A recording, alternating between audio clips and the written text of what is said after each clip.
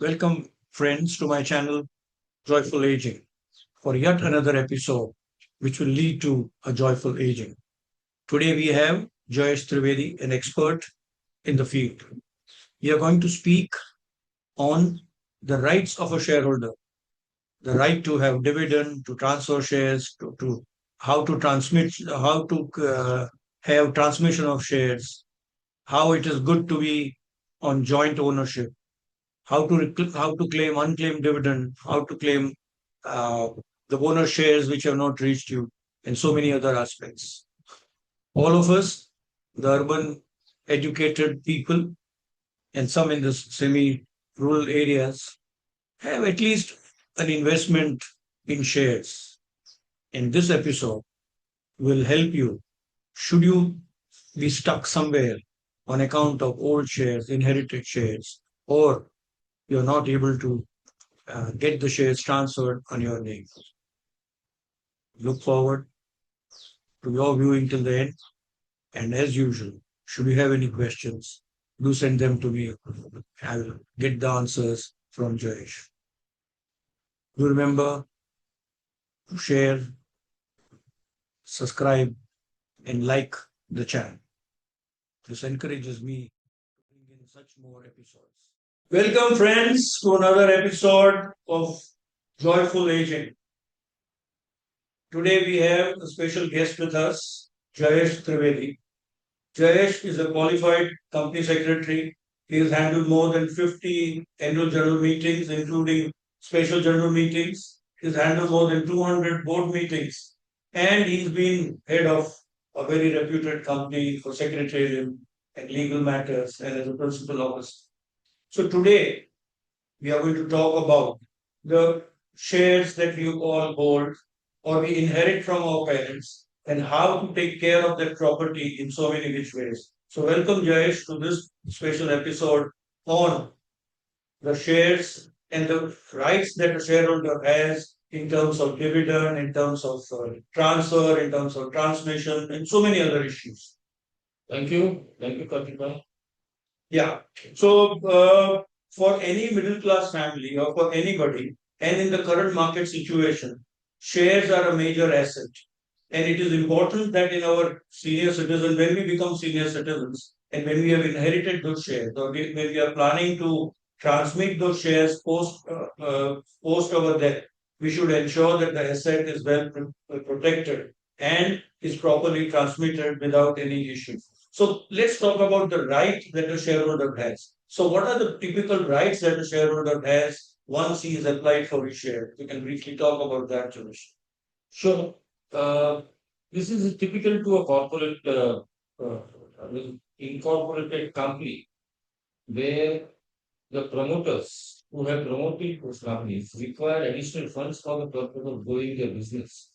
And it is a very legit way of acquiring money in the market. And they come out with the initial public offering and get subscriptions from members of the public, from large corporates, from HNIs, and from QIBs, which is what we call large investment firms who put in their money for gain in corporates, maybe with a longer term view or even at times a shorter term view of 1 or 2 years. Normally, it is said in the corporate world that the shares are not acquired for a period of, say, 5 years, which is a fair period for an organization to grow with the money that they have acquired as value of shares. And then it is listed on the exchanges, and that is the exit that the investor gets. At times, when the company is doing great, it is with appreciation. Unfortunately, if the business won't work, then there is an opportunity to move on, or there is an opportunity to still wait and try and see if the company grows so that your investment makes profit. Yeah. So if you are a retail investor, which we normally are as individuals, what rights do I have? One right is the dividend that that the company issues every year. Also, there are preference shares. So is there a right on the dividend in case of preference shares, or the right is only there in terms of equity shares? Uh, No, the right to dividend is uh, there in equity as well as in preference. But in preference, it is a little bit of a higher right, one can say. And on equity, it can be subservient right to the preference shareholders. Preference share is a contract. Where it is said that we will get so and so and so dividend. And depending upon the contract that the way the preference shares are issued, it can be redeemed either at par and the income is only of dividend, or it can be by way of a premium, which is the additional amount that you get from the company directly, and the company can redeem those preference shares out of the profits earned by them. But it is a very tricky situation in cases where the companies don't make profit because there are restrictions under the companies act that a preference share can be redeemed only out of issue of fresh preference shares or out of the profits accumulated from the business. So there is a small risk. I have seen various companies who have faltered on redemption of preference shares on account, not that they don't have the full capability. They may be having cash flows, but the profitability is not there. And therefore, what happens is that they get stuck to that, that particular. So as a shareholder, the redemption does not happen, and you have to go on waiting for the redemption to happen. Yeah, and it may not be because the promoters are not wanting to redeem it, but because of the restrictions that from how the money is to be uh, what you call gathered for the purpose of redemption of preference shares is an issue. So whereas under the equity shares, there are no such restrictions, and you can move out once the shares are listed on the exchange at whatever price that the shareholder feels is appropriate for him, whether he takes a loss or he takes a profit. Yeah. So The stock exchange is the trading medium where you can go and sell it's a from one platform. share to the other. It's a platform which is provided to the shareholders, as well as to those investors who are thinking of investing in that particular company, which shares a certain shareholder who is holding it for a longer period of time is intending to sell because he has maybe other opportunities or he's seeing that the investment period that what he had thought about has expired and therefore now he wants to encash Yeah, out so he has the right to buy and sell and trade on the stock exchange. at his will. Sorry, At his will. at his will, at his will. And now with the systems that we have, it is very easy. It is all online, and it's very easy to buy or sell shares. It is not what it was there in the physical form. So dividend is one of the rights that a shareholder has. And is it necessary for him to attend the annual general meeting so that he is able to earn his dividend, or it is an auto transfer by which once the company declares dividend, then it hits his bank account? No, there are no what you call compulsory situations where a shareholder has to attend an EGM or an EGM. Understand one thing that when a investor invests in a share of the company, even though if it is only one share against some 6 crores of shares which are there in the market, is the share of equity shareholder is treated as a partner. It's an owner He is of. owner of the organization, even though his percentage is one. But so that he has all the rights. What are the rights? The shareholder needs to be kept informed about the results of the company. Notices of all the shareholder meetings need to go within the prescribed time under the company that which is 21 days. Thereafter, he can attend the AGM, can ask questions at the AGM. Nowadays, of course, after COVID, situation has happened that the Ministry of Corporate Affairs have allowed companies to hold AGMs virtually. So there is no physical meeting which happens. It is a virtual platform which has been provided. So from sitting in your house itself, you can attend to the AGMs.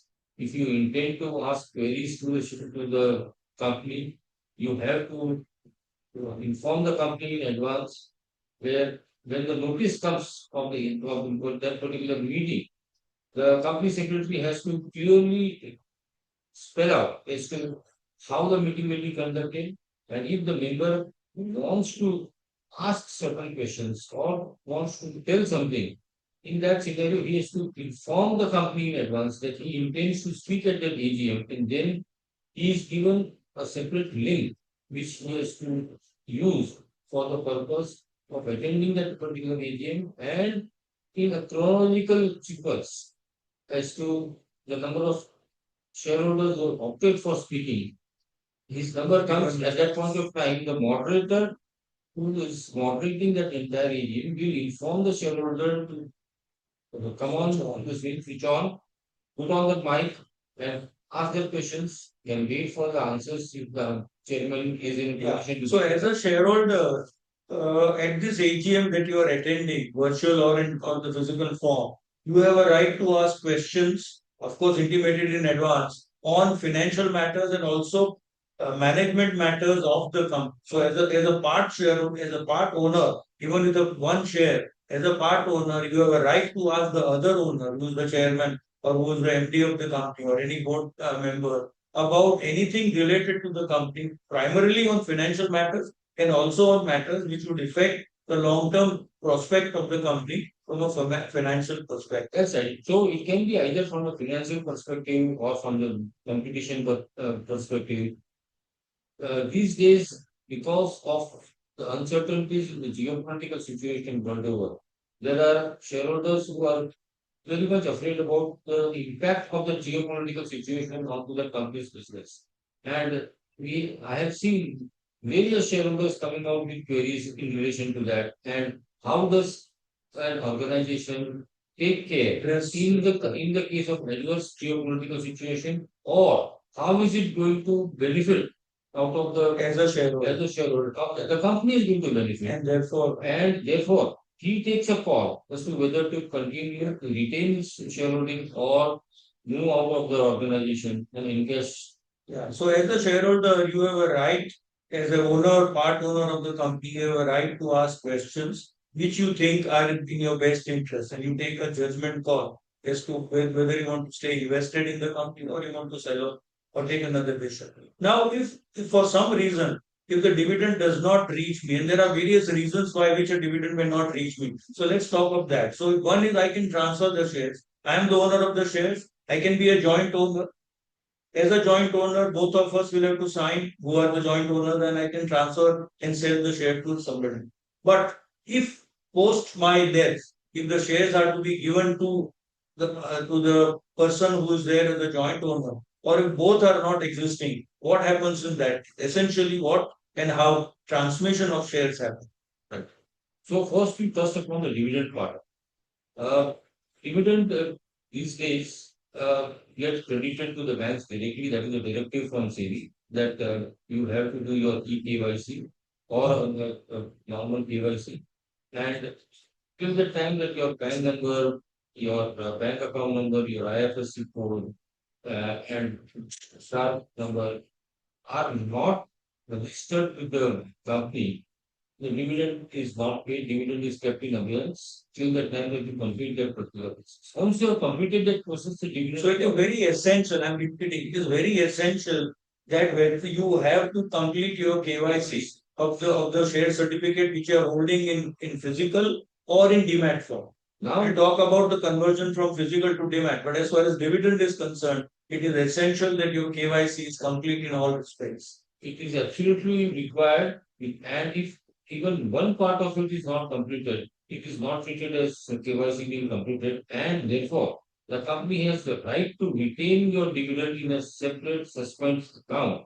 And only once you complete your KYC will that money get transferred from the suspense account of the company to you. Correct.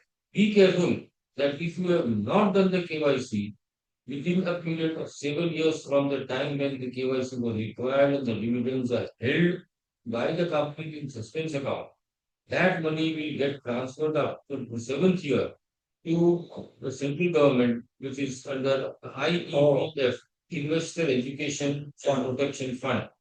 And thereafter, you will be intimated that your money, your dividend has been transferred over there, and then the claim, your claim for dividend will be against the government, that is the IPF body, and not the company itself. So let's talk of a case where I have not done my KYC for 7 years, and the company has for law has transferred the dividend, unclaimed dividend to this particular fund, and of course it is my money and I want to claim it. There could be various reasons. One is I did not know about it because I did not know that I was the owner of the share because it got transmitted to me, or for any other reason. How? What is the, in short? What is the process in which I can claim my money from the government? See, there are various circumstances under which a shareholder might not be in a position to claim. One is that he may be having shares in physical form, which are lying with him, but he is not aware because uh, Just forgot. got It's lost. years Yeah. ago. Yeah.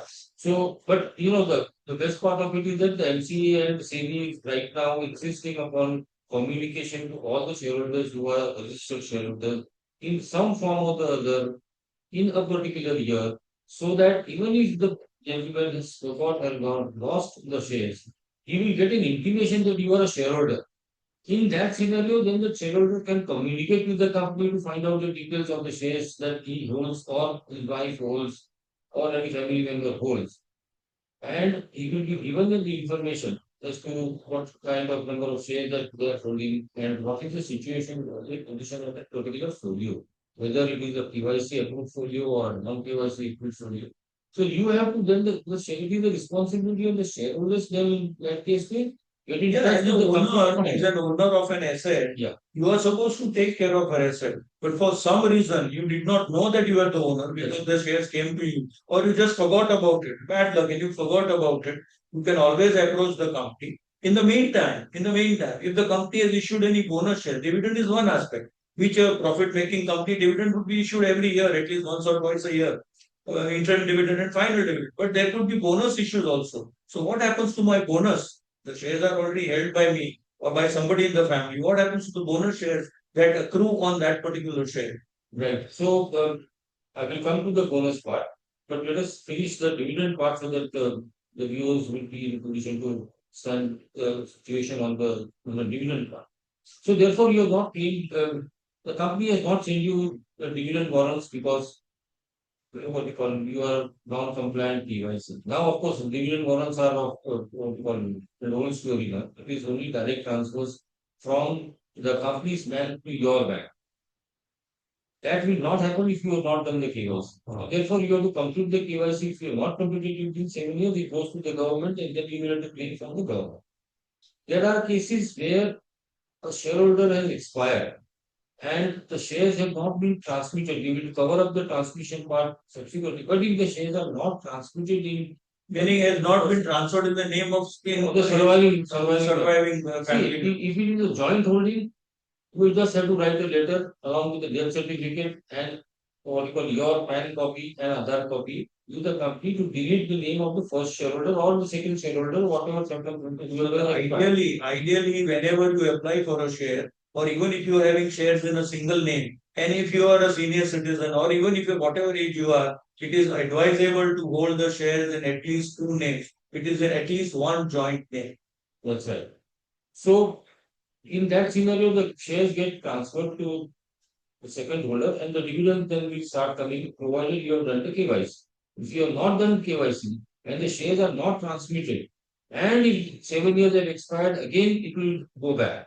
If you are in a position to complete the transmission process, the paperwork that is required for the particular transmission the shares within a period of 7 years, then on transmission, you will not only get the shares registered in the name of the person whom you want to get transmitted, but also all the dividends which are accumulated and are lying with the company In the suspense in account. the suspense account, unpaid dividend account, it is called, as far as that is concerned, will come will be given to the person whose name has been registered on transmission of the shares.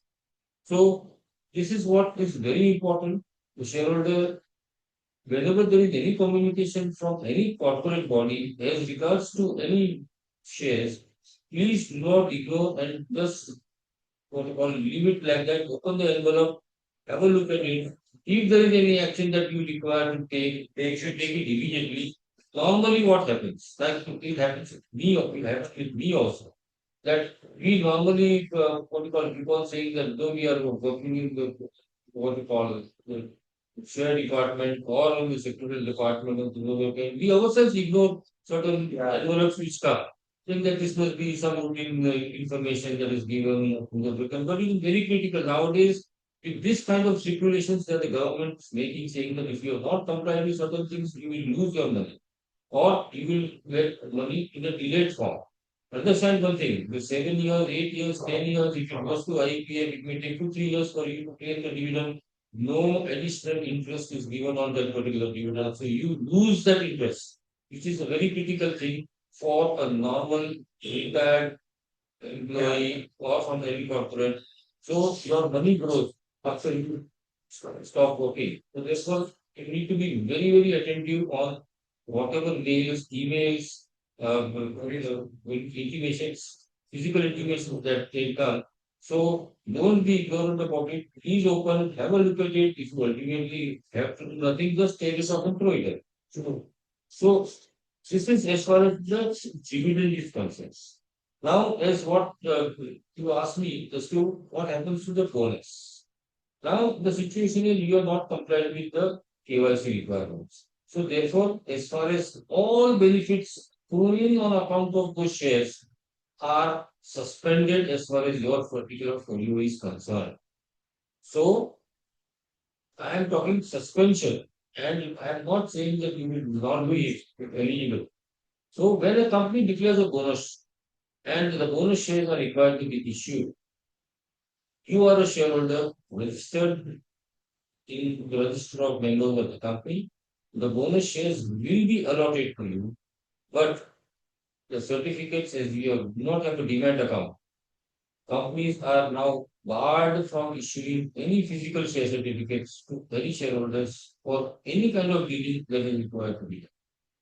So, mind you, even if you have old certificates which are torn or which are worn out, and you go to the company to say that now you please give me fresh shares because these are torn and I cannot declare you, the company will say no. First, you go to the bank, get your demand account, inform us, comply the process of some ISR forms, ISR 1, 2, 3, 4, all those numbers, etc.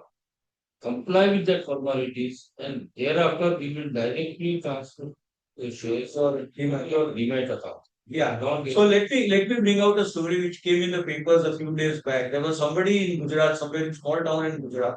He was cleaning his house when he sold the house, and he found some share certificates, and the value of those share certificates is 2.5 crore. So basically, high value, some good company for 15, 20 years. So the learning here, friends, as we are trying to say that we are entitled to a joyful aging. The learning here is if there is some asset which is lying in your house in terms of a share certificate. If you come across any share certificate of any company because you have forgotten to take care of it, because you have inherited for whatever reason, go to the company and find out what is the situation on those share certificates and do whatever is required to be done in terms of converting into a demand form, asking for your dividend, asking for your bonus, things like that. If you come across a share certificate which is lying in your house for whatever reason, don't just throw it away. It could be a gold mine which you have stuck sitting in your house and which you have inherited or which you have forgot for whatever reason, and you take care of it because you are the rightful owner as far as the certificate has been found in your premises. Having said that, if for some reason I have forgotten to or I don't know how to convert my physical shares into a demat, very quickly, how do I do that? I mean, now of course, if you apply for a new share, you will get in demat format. But if I have a physical line, how do I quickly convert them? Is there a time limit to apply to make them into a demat form? Recently, SEBI has come out with some extension. So can you let us viewers know what is this extension and how it can be done? See, the thing is that there was a period where CBA said that in a particular period of time you get the certificates dematted. But I think now the situation is that CBA also understood that how the institutes that what Mr. Pandit told that you have suddenly found what you call on Diwali cleaning that you are forward or something. Actually, you got some bonus on Diwali. The sales certificate that you got. Yeah, You don't need to worry. yeah. You just have to go to your bank. If you have a demat account already, that's fine. If you don't have a demat account, the bank will help you in opening your demat So account. any bank can open a demat account, right? Nationalized banks and Yes. even private banks. Yeah, everyone has their own outfit which provides you with the Demat facilities. You comply with all the requirements that they give you. There are various forms which you need to be done. Your KYC has to be done. Once you open the Demat account, the bank intimates you that the Demat account has been opened. There is a specific form which is available with the banks, which they give it to you. Fill the details of the holding in that particular form, and along with the sales certificate and along with your PAN and Aadhaar, hand it over to the bank employee. The bank employee will send those documents to their back office for processing. They will verify your signatures registered with the bank. And after they are satisfied that your signatures that you have are in line with the bank account that you have on the signature registered with them, they will send it to the registrar and transfer agents of the company if there is any RTA, and if the company is doing it on its own, it will go to the share department of the company. Now, over here, there is one more step which they have to look into. The RTA as well as the company will verify the signatures that you have put on the form. And because the certificates which were issued may be issued some years ago, your signature might differ. Your signature may, you might not know what signatures that you were doing at that point of time. So then at that time, the registrar and transfer agents or the company will reject that demat application and send it back to the bank. Then there is a separate form for that purpose. You have to know that the name mentioned in the company's register of members is the same person that you are, and this is your new signature. There is a form which attests your signature as if that this is so XYZ's present signature, and they stamp it, and that form again goes back to the transfer agents.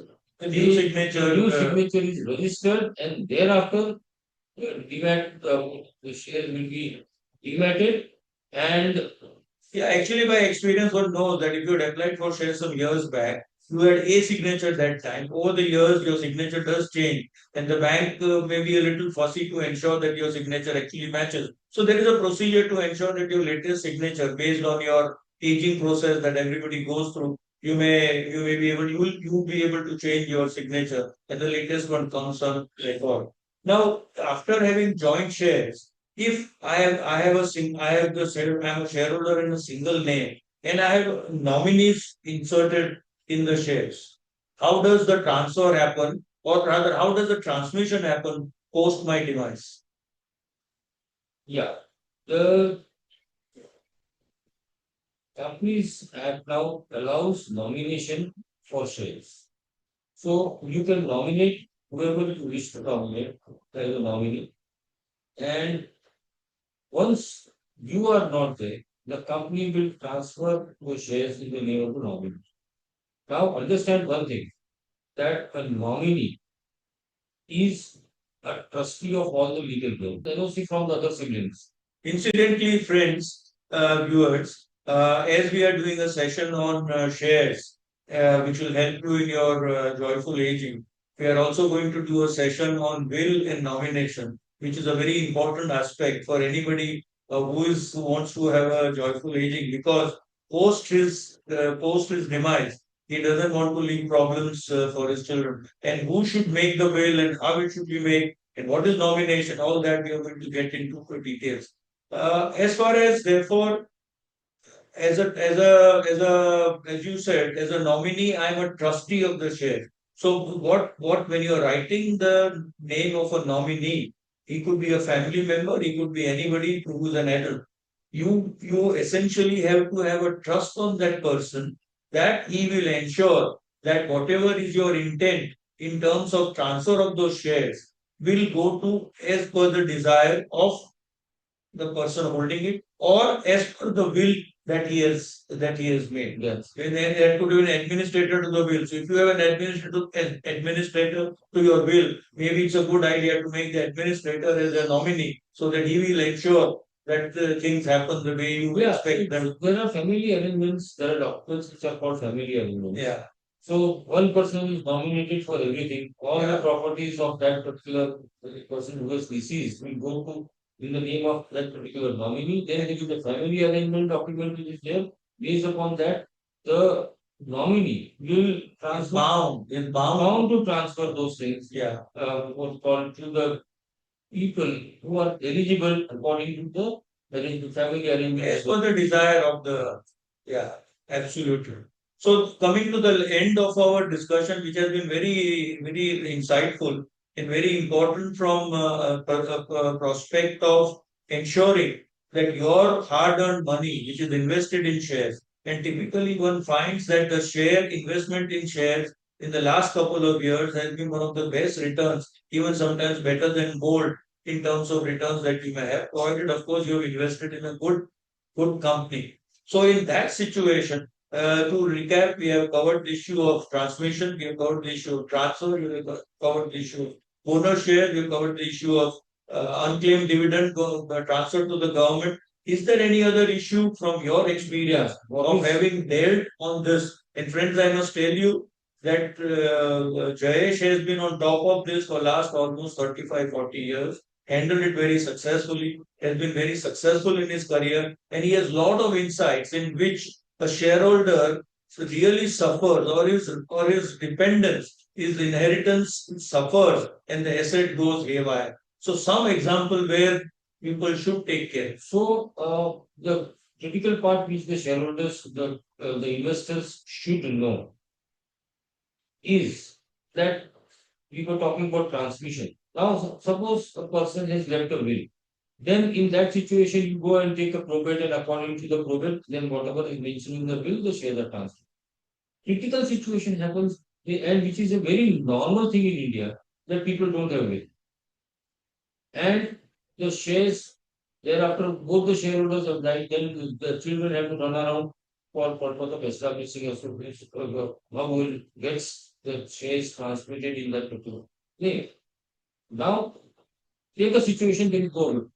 So what is required? And both did not have, maybe one had a will, but both did not have because they are joint owners. So, yeah. So it goes to the second owner does not have the will. Then what the legal head is required to do is to apply for transmission. Then you have to comply with various documentation that the company will ask for. That affidavits, this, that. And the most critical part now that you should know is that if your shareholding or if the value of the shares that are held by you on the date when you are making an application for transmission is less than 5 lakh rupees, in that scenario, there is a relax, what we call directive given by SEBI, wherein based upon your newspaper advertisement, your affidavit, and maybe NOC from the other legal heads, the shares will be transmitted in the name of the applicant who has applied for and have complied with the documentation.